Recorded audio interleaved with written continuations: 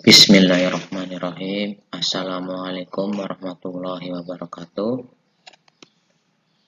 Untuk semua siswa kelas 9, untuk pertemuan kali ini mata pelajaran ilmu pengetahuan alam, kita akan mempelajari tentang yang namanya sumber energi listrik. Pertemuan kemarin sudah kita bahas tentang yang bagaimana yang namanya rangkaian seri, rangkaian paralel, kemudian mencari besarnya kuat arus listrik di dalamnya. Ya, di sini nanti kita akan membahas lanjutan dari itu. Di sini nanti ada yang namanya sumber energi listrik, ada daya listrik, ya. Kemudian kita ada contoh menghitung rekening listrik yang dibayar di rumah kita masing-masing. Bisa kita cari nanti. Untuk lebih singkatnya, mari kita pelajari tentang yang namanya sumber energi listrik. Ya, untuk pertama, kompeten dasar yang kita pelajari yaitu menerapkan konsep rangkaian listrik, energi dan daya listrik, sumber energi listrik dalam kehidupan sehari-hari, termasuk sumber energi listrik alternatif, serta sebagai upaya menghemat energi listrik. Tujuan pembelajaran yang kita akan capai yaitu peserta didik dapat membandingkan antara energi dan daya listrik. Ya. Terus yang kedua, peserta didik dapat menentukan cara-cara untuk menghemat energi listrik, menghemat listrik di rumah. Ya, gitu ya. Kita akan bahas bersama-sama. Ya, ini ya. Ini ada gambar seperti ini. Bagaimana cara PLN menghitung besarnya tagihan rekening listrik? Apa perbedaan energi listrik dan daya listrik? Apa yang akan terjadi jika suatu peralatan listrik dipasang pada tegangan yang berbeda dengan karakteristik alat tersebut? Ya, ini nanti ditampilkan juga nanti ya di modul dan LKPD yang nanti dikirim lewat Google Classroom. Nanti di situ ada tugasnya, nanti bisa diselesaikan di situ. Saya kan. Nah, ini ya. Yang pertama langsung aja ini materi sumber energi listrik. Ya, merupakan bentuk energi yang berasal dari sumber arus listrik ya, berarus ya. Ini yang pertama. Yang namanya energi matahari. Ya, matahari yang menyinari kita setiap hari terbit dari timur, tenggelam di sebelah barat dari pagi sampai siang sore ya. Itu energi matahari, energi besar di muka bumi ini ya, merupakan sumber energi terbesar dan paling melimpah. Melalui penggunaan panel surya, energi matahari dapat dirubah menjadi energi listrik. Ini ya, energi terbesar di dunia ini, tapi ya belum, kalau di Indonesia belum maksimal digunakan karena alat panel surya ini ya mahal. Ya, itu mungkin ada beberapa contoh mungkin di sekitar kita, di sekitar keliling sekolah kita itu banyak lampu penerang jalan yang menggunakan di atasnya itu ada panel surya yang untuk menyerap energi cahaya matahari ya, diolah ya, kemudian dirubah menjadi energi listrik ya. Itu contoh di tepi jalan di sekitar sekolahan kita itu ada gitu ya. Katanya ya, energi angin ya adalah salah satu contoh sumber alternatif yang dapat digunakan untuk membangkit energi listrik. Kincir ya. Ini ya. Ini negeri Ciangir Belanda pasti menggunakan ini ya. Ya, kalau di Indonesia ini ya belum banyak dimanfaatkan ini ya, energi angin. Kemudian energi air ya, ini sumber energi air ini yang dimanfaatkan di Indonesia ya, PLTA ya, mengenai tenaga air yang mengalir dari hulu ke hilir khususnya pada sungai-sungai yang deras dan dapat dimanfaatkan sebagai sumber energi alternatif untuk membangkit energi listrik ya. Ini ya PLTA di Indonesia itu sebagai salah satu sumber energi listrik ya, menghasilkan energi listrik dari yang namanya energi air bendungan gitu ya. Yang keempat, bioenergi ya, energi yang diperoleh dari biomasa. Biomasa merupakan bahan organik yang berasal dari makhluk hidup ya. Ini adalah banyak yang sedang dikembangkan gitu ya, yang namanya bioenergi. Berikutnya ya, ini ya, di sekitar rumah kalian, di sekitar lingkungan kalian, pasti kalian pernah melihat hal seperti ini ya. Coba kalian catat nama-nama, ini tugas ya. Coba kalian catat nama-nama peralatan listrik yang ada di rumah kalian, kemudian analiskan berupa tabel berisi perubahan energi yang terjadi di setiap peralatan listrik yang kamu temukan ya. Ini di LKPD ada ya, nanti ya sama nanti di Google Classroom kalian nanti ada ya. Ya ini ya tentang yang namanya energi listrik ya, ini energi listrik dan daya listrik ya. Energi ya, ini ya energi lambangnya W ya. Kalau daya listrik ini ya, energi listrik satuannya joule, kalau daya listrik satuannya watt ya. Listrik di rumah misalnya ada yang 5 watt 10 watt gitu ya, itu namanya daya listriknya berarti ya. Energi listriknya ini ada beberapa persamaan, ini yang namanya persamaan dari energi listrik, kalau ini satu ya, ini persamaan dari yang namanya daya listrik ya. Ini bisa dicermati sendiri lah ya. Ya kalau energi listrik itu satuannya joule, berapa joule ya, itu ya. Kalau daya listrik ya itu satuannya watt ya. Ini persamanya ya, silahkan dibaca sendiri. Ini energi listrik ada 4 komponen persamaan ya, kalau daya listrik ya gitu ya. Nah, saya lanjutkan, nanti bisa dibaca sendiri lah ya. Ya, ini ada beberapa yang namanya upaya ini ya, upaya penghematan energi listrik ya. Salah satu upaya untuk menghemat energi listrik adalah dengan menggunakan energi listrik seperlunya atau mengganti peralatan listrik dengan daya yang lebih kecil ya. Ini yang paling mudah adalah dengan seperlunya ya. Misalnya ruangan kalian, ruang kamarnya tidak digunakan ya, lebih baiknya dimatikan saja sumber listriknya. TV kalian tidur ya jangan dinyalain terus ya, nanti kalian tidur TV-nya yang liatin kamu gitu ya, yaitu dimatikan kalau mau tidur ya gitu ya. Misalnya ini lampu sorot pada mobil dan lampu penerangan di rumah cenderung menggunakan lampu LED nih ya, lampu LED ya, light emitting diode ya, daripada lampu seperti pada kendaraan lama. Penggunaan LED dengan daya yang lebih kecil tersebut diharapkan dapat menghemat ya. Ini ya, penggunaan sekarang banyak dikembangkan lampu LED ya karena menghemat energi listrik ya gitu ya. Terus nih penggunaan teknologi listrik di sekitar ya, ini ya contohnya aja ini ya. Ini ada yang namanya elektrokardiograf adalah alat yang ini ya, elektrokardiograf adalah alat digunakan kedokteran yang bisa digunakan untuk merekam aktivitas otot jantung ya, mampu merekam sinyal-sinyal listrik dari aktivitas jantung ya. Itu ya elektrokardiograf ya. Yang ke B elektrosepalogram ya, uji kedokteran yang digunakan untuk menilai kerja otak ya, kerja sel saraf di otak ya gitu ya. Ya, di tubuh manusia juga ada yang namanya listrik ya, yaitu kerja saraf manusia itu menggunakan seperti komponen listrik ya, mengirimkan pesan gitu ya.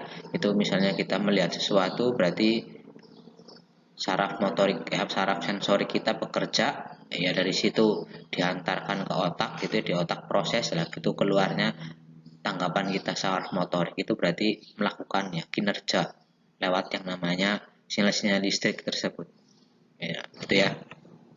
Yang ya kan ini ya elektrospeleogram ya. Yang C pengendap elektrostatis pada cerobong asap ya, cerobong asap pengendap elektrostatis. Elektrostatis itu ya berarti pada cerobong asap, berarti ketika cerobong asap itu misalnya ada keluar partikel-partikel logam yang berbahaya gitu ya, itu akan ditangkap oleh yang namanya elektrostatis di cerobong asap. Jadi nanti serpihan kecil-kecil dari logam-logam yang berbahaya itu tidak keluar lewat cerobong asap. Prinsip kerjanya seperti itu ya. Terus yang keempat mesin fotokopi, fotokopi ya, sering fotokopi lah ya, itu contoh dari yang namanya penggunaan teknologi listrik di sekitar ya. Pencegahannya ini, coba pencegahannya ini ya, pencegahan bahaya penggunaan listrik dalam kehidupan. Nih coba baca semua ya, ini untuk semua ya. Mencabut kabel dari stop kontak bila tidak menggunakan peralatan listrik ya, sebaiknya dicabut aja ya, supaya tidak terjadi sesuatu misalnya korsleting yang tidak diinginkan ya, dicabut aja. Yang kedua, menghindari air dan kondisi tangan yang basah saat ingin menyambung atau melepas sambungan kabel dengan stop kontak ya. Berarti jangan sampai kalau habis cuci tangan tidak basuh tangan dulu ya, langsung memegang, ini terjadi ya nanti loncatan listrik ke tangan kalian. Nah itu ya, hindari air ya, dari itu tangannya harus bersih, dari kering ya. Yang ketiga, tidak memegang lubang stop kontak atau sambungan kabel yang terbuka. Ya, yang keempat, selalu memperhatikan peringatan penggunaan listrik yang ada pada peralatan listrik. Yaitu berarti kalian misalnya melihat peralatan listrik yang belum kalian pernah gunakan, ya kalian harus baca dulu ya tata penggunaannya, cara penggunaan alat itu pasti ada dibaca dulu. Yang terakhir, memasang sekring untuk menghindari kebakaran dengan cara memutus arus pendek terjadi di rumah secara otomatis. Ini yang namanya sekring. Ya, sekring berarti ketika terjadi penggunaan daya yang melebihi batas itu pasti ya tidak kuat ya, nanti akan terputus sendiri sekringnya. Ya, terputus itu pengaman. Ya, kalau tidak ada sekring berarti tidak ada yang mengamankan, berarti bisa terjadi kebakaran. Berarti fungsi sekring itu sebagai pengaman di rumah. Berarti jika melampaui batas penggunaan listrik itu pasti akan listriknya mati anjlok ya, seperti ya, itu fungsi dari sekring. Ya, ini ya.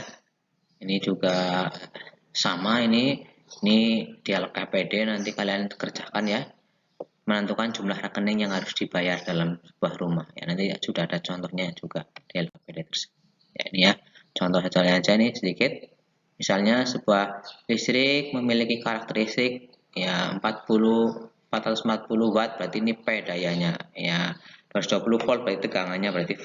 Ya, berapakah daya dan energi listrik yang dipakai selama 1 jam? Berarti waktu ini ya, jika setrika tersebut dipakai oleh siswa yang tegangan listriknya di rumahnya ya seperti ya. Ini rumusnya ya, diketahui setrika P4 watt, tegangan sekian, waktunya ya 3600 detik ya, dirubah ya 1 jam itu ada 60 menit ya, dirubah jadi 60 kali 60 ya, jadi 3000 ya, jadi 3060 detik ya, digunakan pada 22 volt dan 110 volt ya, begitu ya. Ini V nya berarti pakainya 220 volt, terus yang ini pakai 110 volt ya. Ini ya, W yang pertama berarti kan dari rumus daya ya, yang rumusnya P sama dengan W dibagi T ya. Ini ya, berarti mencari W berarti P dikali T, berarti P1 nya tadi tegangannya 440 ya, kali ke T berarti 3006, waktunya berarti ya ada sekian joule, ini ya ditemukan sekian joule. Nah, ini kita bandingkan, ini ketika dipakai pada 440 watt ya, ini ya, terus ya 220 volt di sini, tapi digunakan di sini 110 volt. Bagaimana ya? Kita bandingkan saja, berarti tegangan daya 1 per daya 2 sama dengan tegangan 1 kuadrat per tegangan 2 kuadrat. Begini ya. Ini persamaannya seperti itu ya, dibandingkan ya, dibandingkan seperti ini ya, hasilnya ya, ini dikalikan silang ya, hasilnya 110 watt ya. Hambatan listrik ya, ini ya, R sama dengan 1 kuadrat per P1 ya, ditemukan adalah 110 ohm ya. Ini contoh soal saja ya, ini lebih tinggi soalnya ini ya. Ini ya, tentang namanya energi listrik dan daya listrik. Nah, kemudian misalnya ini dalam sebuah rumah terdapat 4 lampu 20 watt, 2 lampu 10 watt, 3 lampu 40 watt yang menyala 5 jam, berarti 5 jam setiap hari ya. Jika listrik per kWh-nya itu Rp500, maka biayanya dalam 30 hari itu berapa? Ya, dikalikan ini, lihat semua caranya. Berarti ada 4 lampu dikali ini ya, dikali 20 watt. Ya, ini ya, berarti 80 watt. 2 lampu 10 watt berarti dikali 20 watt, 3 lampu 10 watt berarti 120 watt. Ya, dijumlahkan ketiganya ini ketemu 220 watt. Ya, seperti ya. Ya, digunakan berapa jam per hari semuanya? 5 kalikan 5 berarti. Ya, berarti 220 dikalikan 5. Ya, gitu ya. Ya, 220 dikalikan 5. Ya, dikalikan 5 jam 30 hari. Ya, berarti sebulannya ada digunakan berapa? 150 jam. Ya, tinggal dikalikan semua ya. 220 dikalikan sebulannya ada 150 jam. Ya, ditemukan 33 kilowatt. Ya, 33 kilowatt. Ya, 33 kilowatt. Ya. Atau seperti ini nih. Oh, ini berarti ditemukan 33.000 Ya, 33.000 tapi satuannya watt jam. Watt horse jam WH. Ya, ini di sini mintanya kWh ya. Ya, berarti 1 kWh itu ada 1000 WH. Berarti kalau kebalikannya berarti 330 tersebut 33.000 ya. Ya, 33.000. Saya bilang tadi apa? Kalau 1 kWh itu ada 1000 WH. Ya, berarti dibagi 1000. Ya, coret ini ya. Ya, berarti ada 33 kWh. Nah, ini digunakan ya, energi listriknya dalam dalam 30 hari. Ya, 33 kWh. Tadi berapa rupiah per kWh-nya? 500, jadi kalikan berarti ada 16.500 rupiah per bulan yang harus dibayar. Seperti ya. Berarti caranya seperti itu untuk menghitung energi listrik, menghitung berapa jumlah rekening yang harus dibayar. Ini asumsinya 30 hari dan per KWH-nya 500 rupiah. Seperti itu. Ya, ini ada konsepnya ya, nanti di modulnya juga ada ya, nanti dibaca aja, di LKPD juga ada. Ini daftar isinya. Ya, mungkin seperti itu aja singkat dari saya tentang sumber energi listrik ya, dan cara-cara menghemat listrik, energi listrik dalam penggunaannya, dan cara menghitung rekening listrik ya, seperti itu ya. Semoga bermanfaat. Bertemu kembali dengan kesempatan yang lain dengan materi berikutnya. Sekian dari saya. Assalamualaikum warahmatullahi wabarakatuh.